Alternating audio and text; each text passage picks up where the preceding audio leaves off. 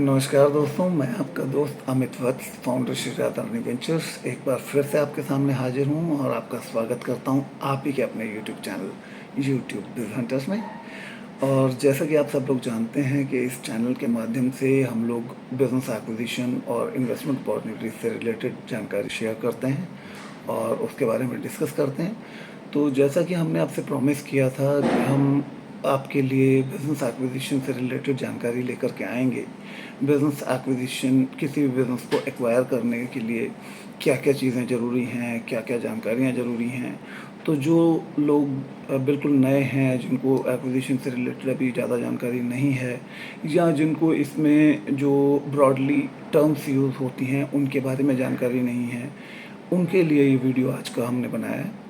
और मैं आपसे यही गुजारिश करूंगा कि आप इस वीडियो को ज़्यादा से ज़्यादा लाइक करें, चैनल को सब्सक्राइब करें, बेल आइकन ज़रूर दबाएं जिससे हमारे सभी वीडियोस आपके पास पहुंचते रहें, और अपने सभी दोस्तों से शेयर कीजिए ताकि ज़्यादा से ज़्यादा व्यूअर्स हमारे साथ में जुड़ सकें और हम उनको इस बिज़नेस एक्विजिशन से रिलेटेड जो भी इम्पॉर्टेंट इन्फॉर्मेशन है वो उन तक पहुँचा के उनको एम्पावर कर सकें।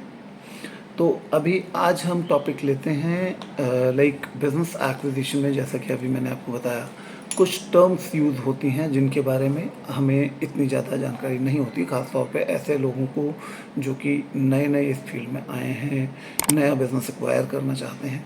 तो उसमें कुछ टर्मिनोलॉजीज़ यूज़ होती हैं। जैसे फॉर एग्ज़ाम्पल मैं बात करता हूँ, एबिटा एक टर्म है जो कि बिज़नेस एक्विजिशन में आप देखेंगे। अगर आपने शार्क टैंक में भी देखा हो तो सभी जितने भी अपने इन्वेस्टर्स हैं वो लोग ये टर्म बहुत यूज़ करते हैं।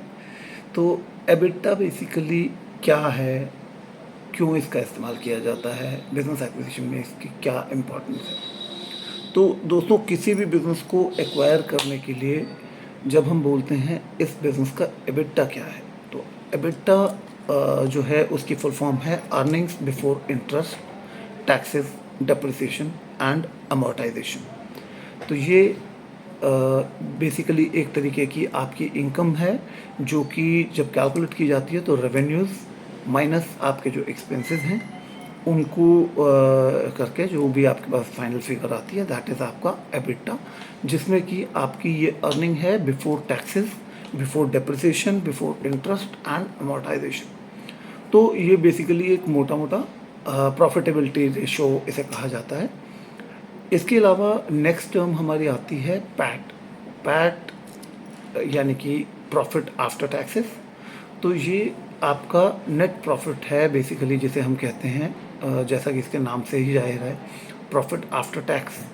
तो पैट जो है वो आपकी नेट इनकम है जो आप टेक होम यानी कि घर लेकर के जाते हैं किसी भी बिजनेस से। इसी तरीके से जब हम एबिटा की बात करते हैं तो हमें एक टर्म हमने इसमें लास्ट में एक वर्ड सुना, एमोर्टाइजेशन। तो बहुत से लोगों को ये कन्फ्यूज़न होता है, ये एमोर्टाइजेशन क्या है। अब मैं आपको इसके बारे में थोड़ी सी जानकारी दे दूं। तो एमोर्टाइजेशन एक अकाउंटिंग टर्म है, अकाउंटिंग टेक्निक है जो कि यूज़ की जाती है पीरियडिकली आपके लोन को कम करने में, यानी कि लोअर करने में आपकी लोन वैल्यू को। यानी कि जैसे मान लीजिए आपने किसी प्रॉपर्टी को के अगेंस्ट लोन लिया, या आपने होम लोन लिया, या बिज़नेस खरीदने के लिए आपने कोई भी लोन लिया। तो उस लोन में मान लीजिए आपने 75 लाख रुपीज़ का लोन लिया। अब आप उसकी हर महीने एक EMI पे करते हैं। EMI पे करते हैं तो हर महीने आपके टोटल लोन अमाउंट में से वो अमाउंट जो है कम होता जाता है, और over a period of time जो भी आपका लोन टेन्योर होगा उस over a period of time जा कर के आपको जो प्रॉपर्टी आपकी है वो लोन फ्री हो जाती है। तो ये जो अमोर्टाइजेशन है ये इसीलिए इस्तेमाल की जाती है दोस्तों, जिससे कि आपका ये बेसिकली एक अकाउंटिंग टेक्निक है, जैसा मैंने आपको पहले भी बताया, जो कि आपके लोन वैल्यू को पीरियडिकली लोअर करती है। इसी तरीके से एक टर्म इसके अंदर यूज़ होती है TTM या LTM। तो आप कहेंगे ये TTM और LTM ये क्या है, ये किस लिए यूज़ होता है। तो जब हम बिज़नेस एक्विजिशन की बात करते हैं तो किसी भी बिज़नेस को एक्वायर करने से पहले हमें उस बिज़नेस का वैल्यूएशन कर लेना बहुत ज़रूरी होता है।